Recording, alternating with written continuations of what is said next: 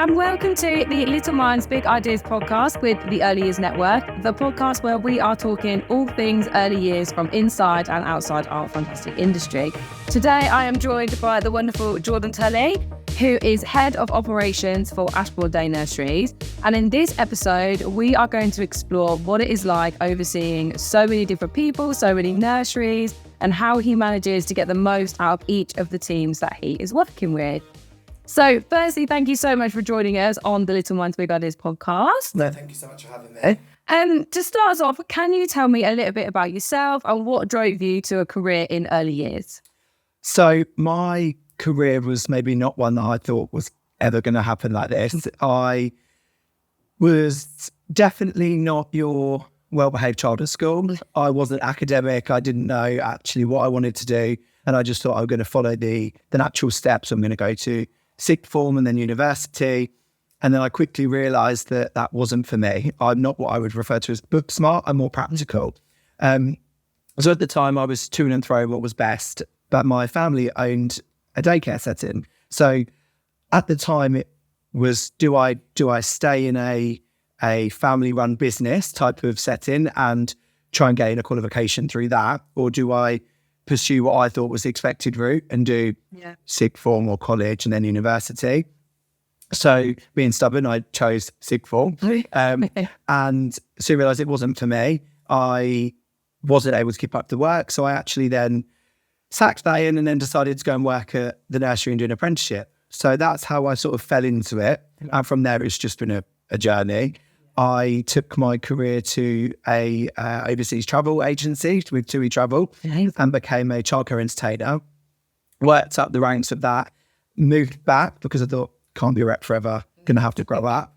And then decided to get what I call a real job and started with Ashbourne Day Nurseries 4.5 years ago now, and have worked my way up from nursery manager to area manager to now head of operations. Amazing. So how do you feel like you've progressed in your career, and what do you think has helped you on that journey, sort of going abroad, doing your overseas work and then coming back, and then obviously going through the ranks in a big organisation? It's quite a lot of progress to make.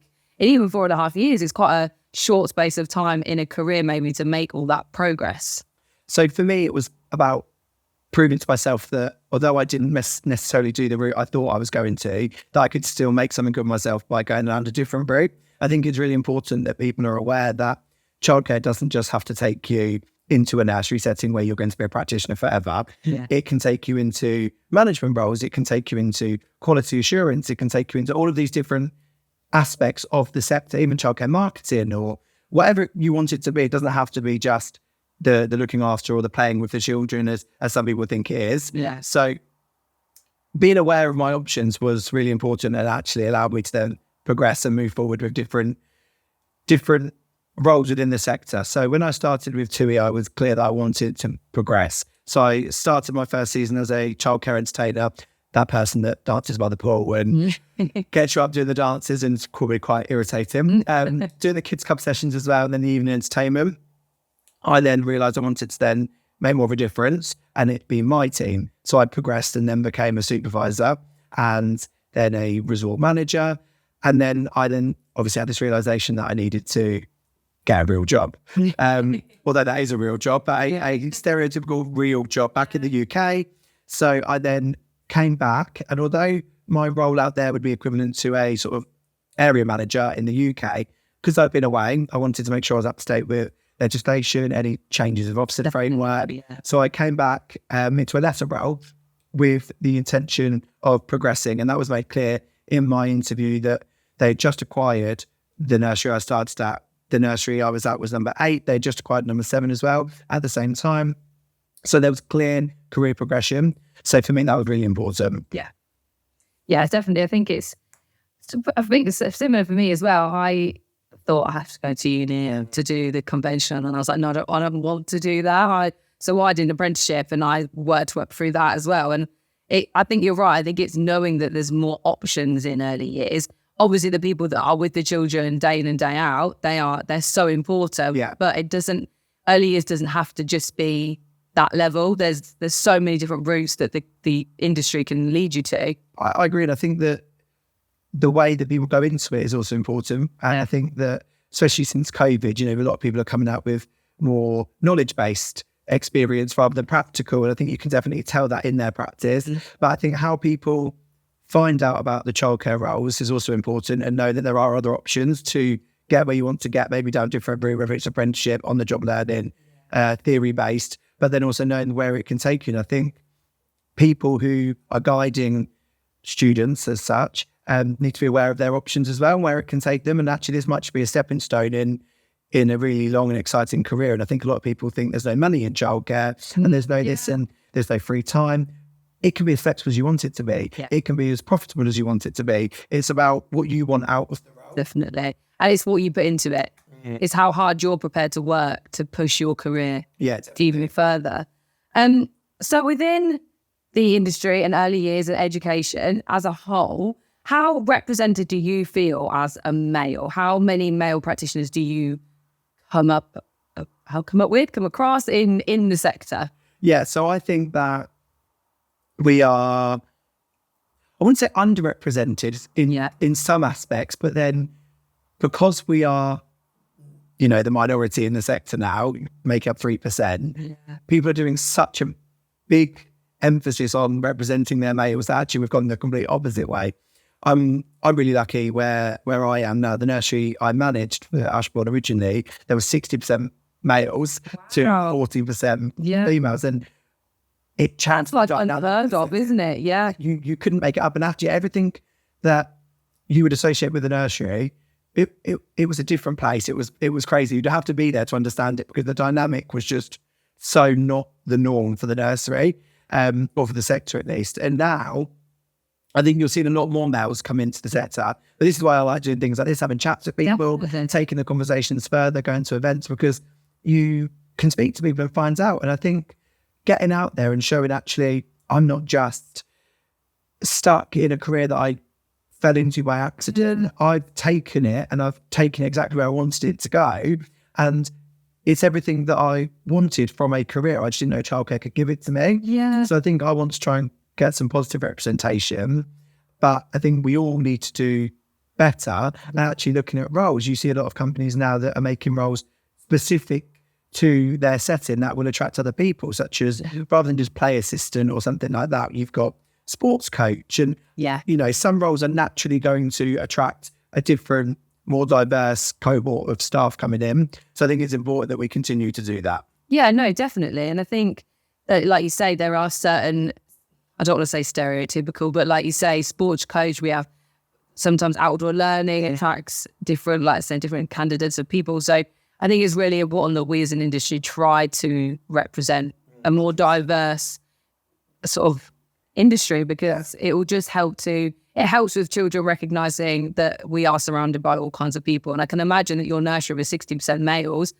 that the parents, I bet some parents loved it and others were a bit like, oh, this isn't what I expected of a nursery. Did you get that kind of reaction? Yeah, but we were in quite an affluent area in my first one where I was, and there was such a wide range of parents. And for female same-sex parents, they loved it because they maybe didn't have any male influence in their lives. Yeah. Some people, it doesn't matter. Some people, it's really important that there is influence from everybody around them. And, I don't think that, this is a dad's job or this is a mum's job. I think we all just do what's needed to do to be done, and we just do it. But as I said before, the way the setting was, it was completely different. And all of the guys that worked there was so different as well. So you had one that was really into their gaming and was so good at all like the tech side of everything, and would, help the children with their use of the tablet, was fantastic. Yeah. You had another one that would be out in the garden rolling around in the mud. He fit the stereotype of a messy man. Yeah, and was out there doing what we needed to do. And then there was myself, who was a lot more happy in a quiet environment inside. If a child wanted to pretend we were in a hairdresser's, I could relate to it so much easier than I would be in the garden. So it was such a wide range of things that we also covered, and it was just 3 or 4 different guys working together. Yeah, I think that's really lovely. I think it's so nice to see everybody represented in all industries. So what do you think that we need to do to keep moving forward? What do you think we need to do as a sector? I think the biggest thing to help the sector in general would be to change how we are being referred to. Now, obviously, I'm not going to try and reinvent the wheel, but we are referred to as childcare. And when you say the word care, it has an association of just maybe someone looking after, the nurturing. Can you care for my son tonight? It's something that we just do, and that we're there to facilitate a type of request for a parent as such. But actually, there's so much more than that to it. And I think when we talk about free childcare and we talk about the sector, and it's been really represented in the news at the minute, I think it's great. The light has really been shone on the early years sector. But they're talking about childcare, and they say about how childcare is unaffordable, and should mums be really forced to stay at home? But everyone's missing that it's not just about the daycare. We're not just there to care for your children while they're at nursery so you can be at work. There are educational elements to it. We are there to help them achieve developmental milestones. There is more than just the care. So I think we all need to do more to put out there. Whilst it's great we're sharing our recruitment needs and our testimonials, everything like that, are we all really confident that we're doing the best we can to show the educational side of childcare that we do? Yeah, definitely. I think that's such an important thing. And I'm the same as stress to people. We're not just glorified babysitters. That's not what we do.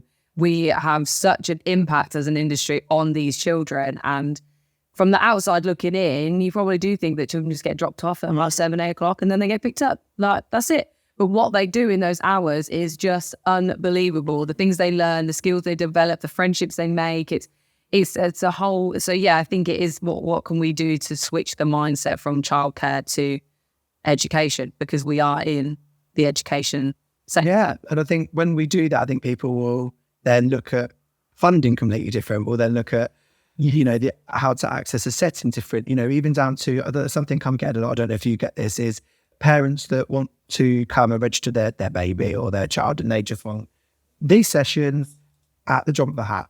And I was explaining to a parent the other day that our wait list is for this specific nursery is over a year. Yeah. And they couldn't believe it. They said, "What, for daycare?" I said, "Well, yes, for daycare, but also because listen to what we do." And I reeled off everything we did that day, or that setting had done that day upon my visit. And she couldn't believe it. Yeah. She said, "What, you do all that?"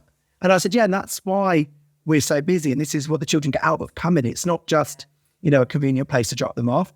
So I think that's also important to educate parents of waiting times, what to expect, what they get out of it, as well as you being able to go back to work. Your child benefits so much. Yeah, and we work to ratios, and we can't just drop of a hat find another staff member for it. And it's just, it goes on, doesn't it? So back to what you're doing sort of now in your current role. Do you think that you've developed a lot more confidence when you've been taking on these more senior roles throughout your career? I think so. I hope so.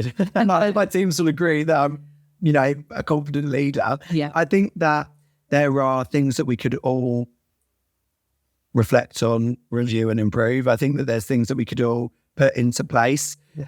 And it's easy to say, if only I knew then what I know now. But I think as long as we are prepared to always continuously learn and progress and reflect on our own practice, I think then the confidence side of it is, I say to them, as long as you're happy with the decision you're making, as long as you believe it's the best thing to do, then do it. And that's what I say to myself, that's what I say to my teams. As long as you're happy with this decision, then do it. If it's in the best interest of the children, then do it. As long as there's no major sort of high risks to this, or there's something that could go wrong. Yeah. If it's just something you want to try, then try it. We're all in this space where we're really lucky to be able to do so many things. So let's use that, but never stop learning. I went to a manager's show on Friday in Birmingham, and one of the speakers there was talking about being a confident leader.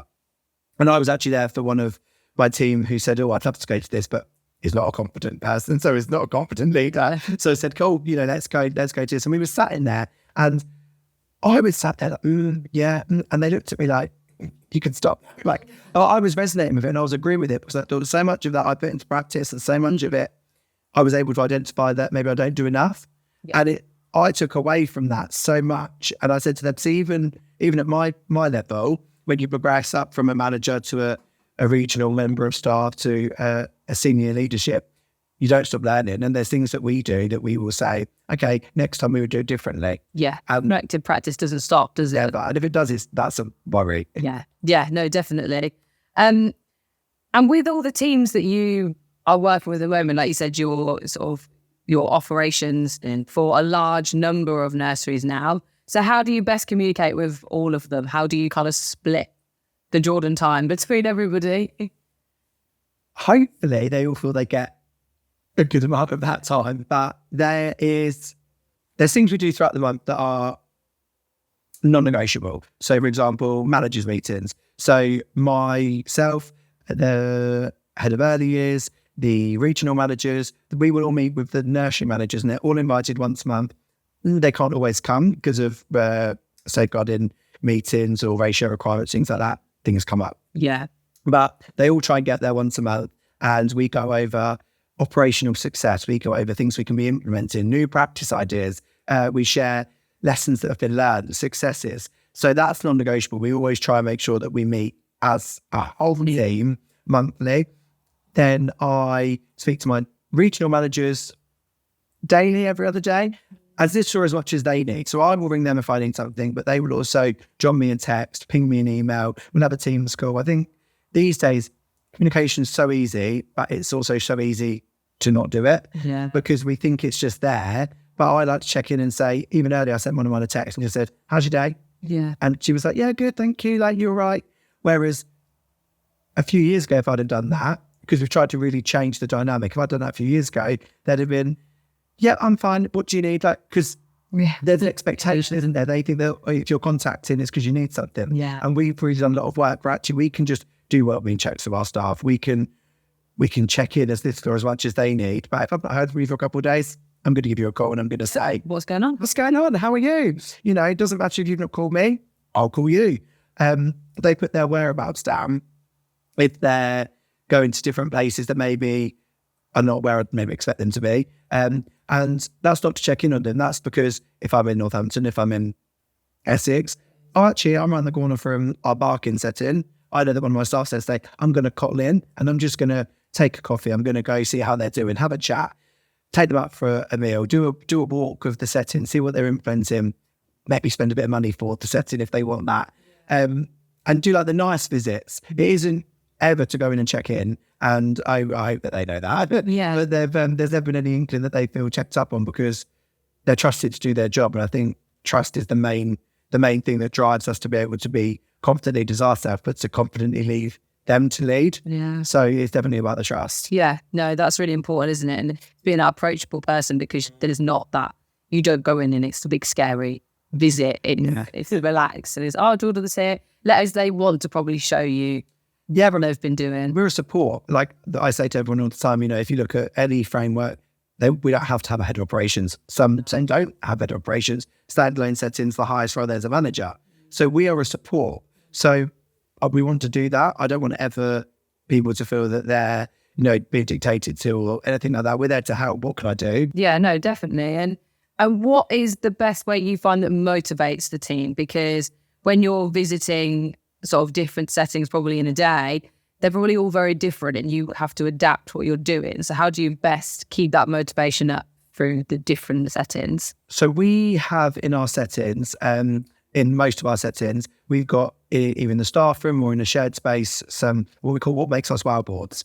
And the reason we have these is because if an inspection comes or something like that, then everyone tries so hard to remember their key children because they think they're going to get pressured or, you know, why am I doing this? Even though they know it already, they forget themselves. And then when they're asked, tell me about you, they're like, the team are our biggest wow. Yeah. And on every staff board, on every wow board, on every conversation I'll ever have about my teams and the motivators of them and the biggest assets we have, the team are the biggest asset. And we try and really enforce that and drill that into them so that they're aware. And by them being able to recognise that too, that's motivating. And I'll say to them, just remember that actually, this is only possible because of what you do. Yeah. I'm only in the role I'm in because you guys do such a good job that I don't have to be here every day. You know, you allow me to do my job because you do yours so well. Yeah. And it's reminding them, but appreciation and understanding what appreciation means to them. To some people, it's an extra day off for their family. To some people, it's that little bit extra in their pay, a bit of bonus or overtime being paid rather than toil, because they're struggling this month. To some people, it's just a thank you. Yeah. And it's about learning how people respond and what appreciation means to them. And we try and get them to the M&M challenge and things like that so we can understand how they are and how they work. Because some people, it's, just a touch and say, thank you, that means a lot. Other people would not want you to touch or hug them. They would just stay away, but hand me a box of chocolate. Yeah. So it's understanding what their needs are and then trying to meet them. No, that's so lovely. And I think it's like you said, that showing the appreciation of what they do, because like you said, without them doing their job, you wouldn't be able to do your job so efficiently. And then everything would stop because you'd lose touch with some of your nurseries. And because you're overseeing so many, you have to trust that they're going to do their job. What about challenges? What challenges are you currently facing as head of operations in early years? Recruitment. I think recruitment is a big one. And I think that recruitment is always going to be a big one, because even if we're not having a staff shortage, as people keep saying, we've got a shortage of staff in the sector, I think we're always going to have a shortage of high quality staff, because people come into it thinking it's going to be easy, and it really isn't. So we have staff turnover, I think, in childcare is high. People that come in and it doesn't meet that expectation. So to answer your question before, maybe as a sector, we also need to educate our educators more so they understand what they're coming into, because it isn't easy. And when we are aiming for high quality provisions and we want to be the best, what are they going to get out of coming to Ashbourne Day Nurseries at wherever, or to one of your settings? It isn't just, today I did this, so I did that. It was, what was the intention of that and what impact did it have on that child? And I think we're always going to have a shortage of high quality staff until we can really make it clear from the beginning what it is going to entail, so then they're coming in for the right reasons. Yeah, I think everyone you talk to at the moment, it is recruitment, which is such a shame, because everyone in it who loves it knows how good it is and how wonderful the early years is and the impact we make and everything. But it's like you say, finding high quality staff it can be really, really difficult. Like, I can't imagine doing anything else. And when you hear people that think about, I'll think about leaving the sector, I think, shoot what? Like, if I had to leave the sector, I don't know what I would do. And I feel lucky I've probably got transferable skills. I don't know what else I would do. I don't know what else I would want to do. No. So I think it's a real shame that you hear about people leaving to go and do other things because of the recruitment struggles or because of childcare pay and hours. They're always the biggest things. But I think it's a shame, because it's a fantastic sector to work in. Definitely. No, I completely agree. And then in terms of your teams and what you've done, I think you as a manager, when you were a nursery manager, you got through some really positive Ofsted inspections. How proud were you of your team, and how does that pride continue now as you've gone up in the ladder? Yeah, it does. I still, when I talk about my inspections, I'm proud of any inspections that I conducted as a manager. I'm equally as proud as I was then to as I am now with my teams that are doing their inspections. They all think I'm a bit strange, because if we've got a setting that gets a half day's notice, or we've got one that's coming up to their first inspection since registration, I thought, I love an Ofsted day. And they're like, that's not what we need to hear. Stop being weird. I mean, but I love it. And I think it's a chance to show off everything you do and why you do it, how great you are at it. So why wouldn't you love that? Why wouldn't you want someone to come in and say to you, well done, you're doing a great job? Because the confidence that I'm happy with what we're delivering to our children at our settings, that I want someone to come in and validate that. Someone else to come in and tell my staff teams, you're fantastic, because they can hear it from me. But sometimes I think they think we would just say it to keep them happy or to motivate them. But when someone else comes in, such as Ofsted or the local authority, and really says, this is why you're amazing for these reasons and it's this grading, it's so much more impactful, isn't it? On my last inspection I ever did was as a manager, I got a grade of outstanding, and I was so proud of that. And it was all I ever wanted. I think it was the ice on the cake for me. But at the same time, I also say to all my team, it's all of us. And the way the inspection framework is now, one person can't get you that outstanding. No. Leadership and management is such a big section, mate. It's the smallest section now, because it isn't It isn't hours and hours in the office. They want to see what we've done implemented throughout everything. So they're more important than ever. So yeah, I just think it's such a fun and exciting time that I kind of want everyone else to love an inspection. Yeah. It's like you said, years and years ago, a manager could get you that outstanding. They could hide the Ofsted inspector away in the office, go through all your paperwork, all these things that are up to date, and it's all fantastic and all done. But now they don't care. They want to be out in the rooms. And I think that is the best way, because your leadership, like you say, will shine through the team and through what they do day in and day out. And it's really obvious when you go somewhere and it's brand new. The children don't have a clue what they're doing. The staff don't have a clue what they're doing. Whereas if you walk in and it's natural and it's running smoothly, you know it's been implemented, and you know that it's a positive change, and that leadership has got all the way through the ladders, through the steps, down to the children. So I think that was probably quite a scary thing when that changed. But actually, if we look at why we're here for the children, that's the best way to inspect, is to see what they're doing. And although there's still some things, it's still only a snippet. Go out and shine and really show them what you do. And actually, if things aren't going well, to tell them how you would normally be done, and tell them what would normally happen, and identify your strengths yourself, but also your areas of development, and just put your best foot forward. But enjoy the day, because you don't get very often. But hopefully, definitely. And I think what you said about being validated from someone else, I personally think it's a little bit of a shame that we rely on Ofsted to come in and do that, because you going in as head of operations, they should believe you. They should be like, no, Jordan does think we're doing a good job and we are being recognised, but it shouldn't take someone from Ofsted to come in and be like, he wasn't lying. He wasn't lying to us this time. But there's such an emphasis on it. They are still this big scary thing. And I think they're doing a lot better. They were actually at a stand at this managers event I was at. And my new trial manager, one of them, also the big thing. She's worried about it because she knows that they're due. And she went up to them and I said, go and speak to them. She said hello, thank them for their seminar, if nothing else. So they talked it over, and they came back and they were like, I don't know what I was worried about. Yeah, and I was like, what do you mean? And she said, well, they're just a person. And I said, I know what I've been doing. And she was saying to me, like, I don't know what you're worried about. I was like, no, this is you. But it really did calm their nerves. Actually, they're just people doing a job like we're doing. And if we're all confident and we're doing it for the right reasons, and everything's done with the right intention, then it should be a great day. Every day should be a great day, not the day. Yeah. It should be a great day every day. Yeah, and it's believing in what, as a manager, you're doing.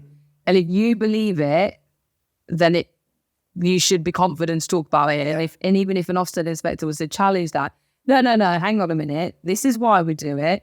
This is how we do it, and it benefits our children in this way. Yeah, and I will stand my ground to defend that. And I think it's really important that we do more of that, of sometimes not just accepting what an Ofsted inspector or someone like from the local authority says.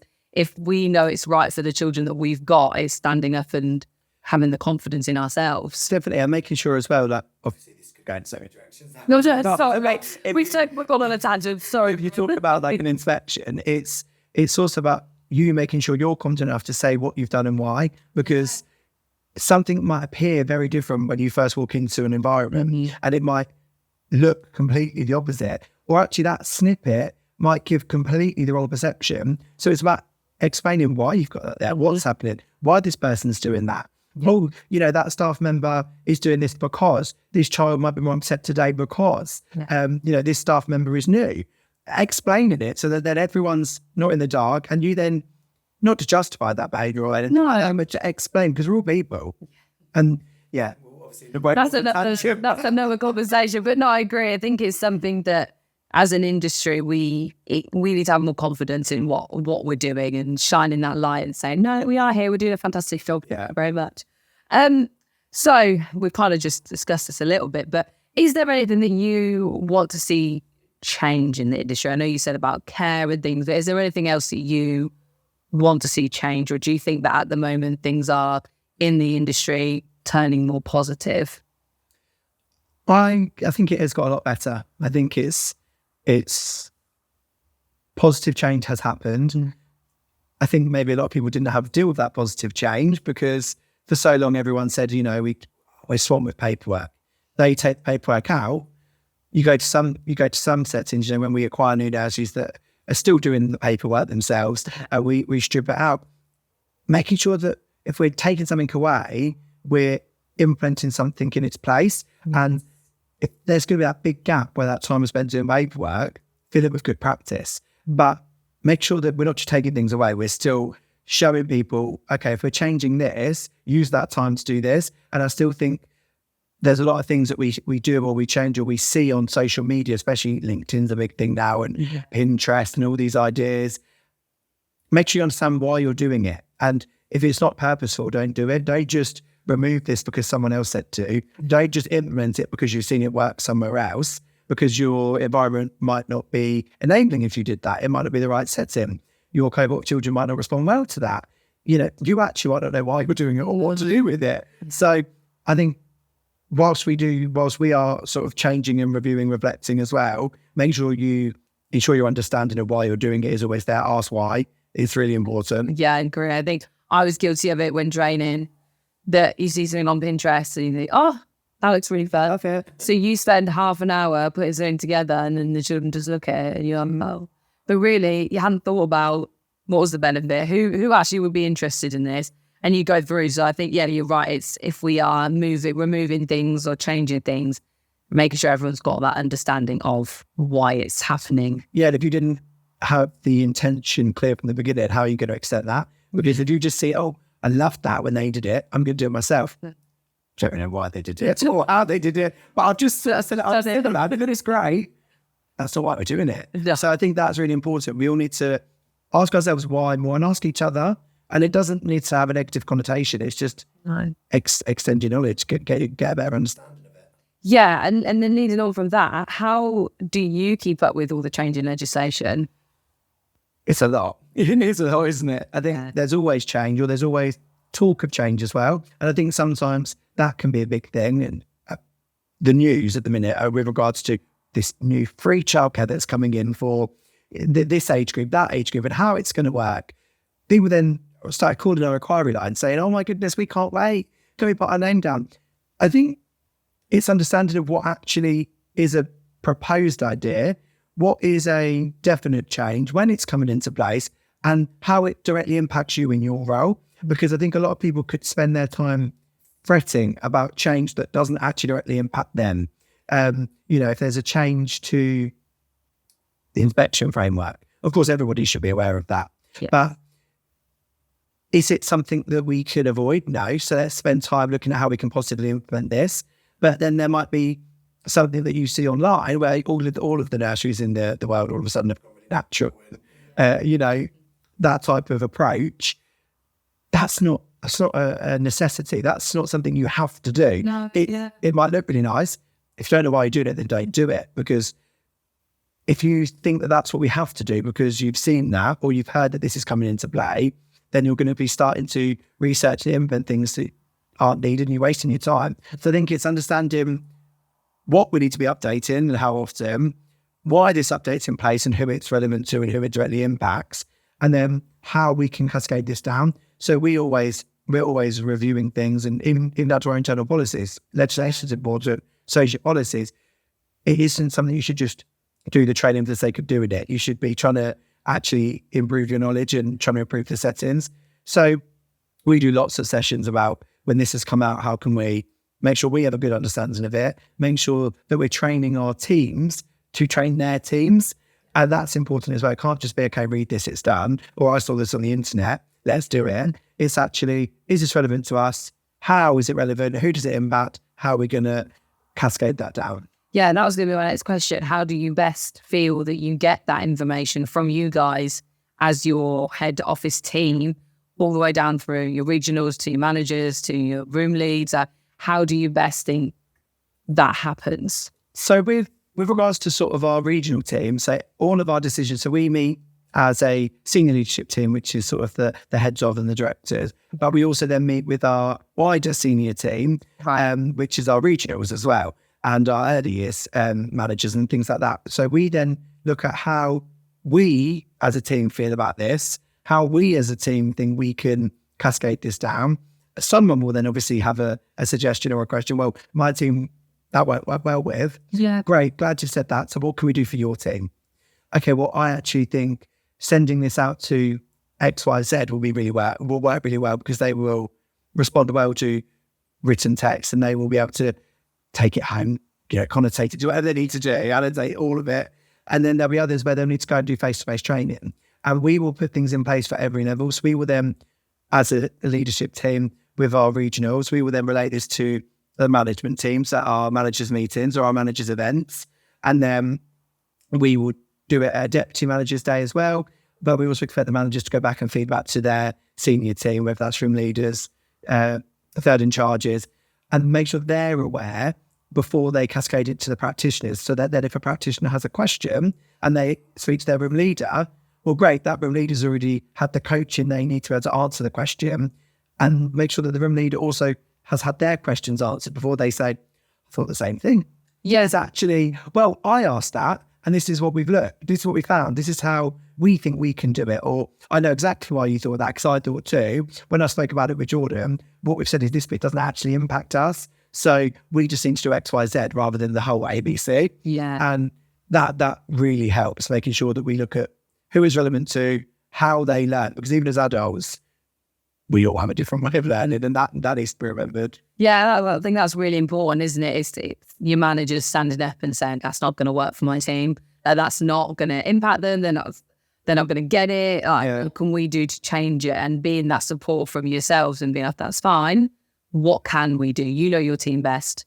What can we do to support them? Yeah, and again, if that's making it look all fancy on a PowerPoint, if then we'll do it. If that's going and doing face-to-face training, we will have someone go in.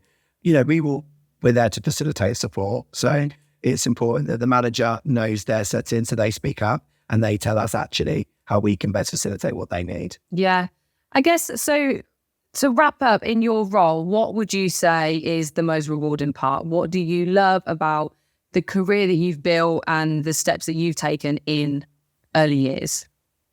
Everyone would probably say the same thing. I think it's making a difference, but it's so cheesy. I don't want to be that guy. Like, it is making a difference, but not just to the children. Of course, that's why we're there.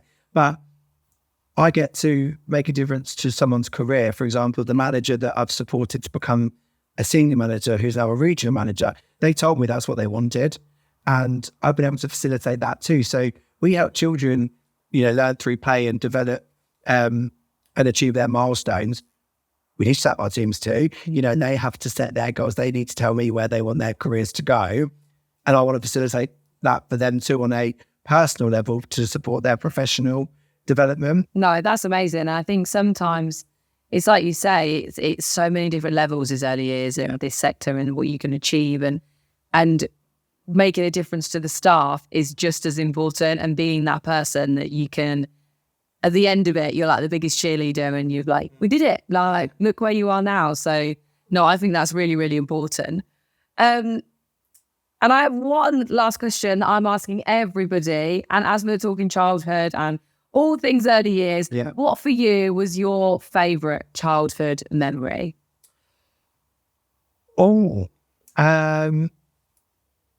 So probably cheesy, but that's okay. I went to my family's nursery, and I had a best friend, as everyone has a best friend in their nursery.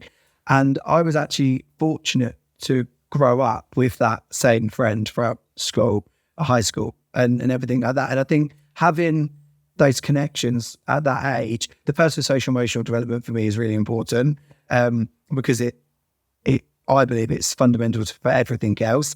And I think having those friendships from that age, I remember doing things you probably shouldn't have done. And, that friendship that's stemming and growing into something else is been great. And do you think that friendship that you had and grew up with, it was so important? Do you think that shaped the way and why you're so passionate about helping your staff and building those relationships and bonds and things? Yeah, I think so, because I think that you are shaped very much, in my opinion, by your environment. I believe it has a lot of influence. We see that when children pick up things we say and certain things we do. So I think actually the relationships you form from so young really do impact what choices you make. There are choices, of course, but what choices you make and how you think about things. I think if we all take a step back as well and think about that from the children we're looking after, like they're going to be us one day. They're going to be adults. Yeah. We sat there talking about their nursery experience. I think that's mad.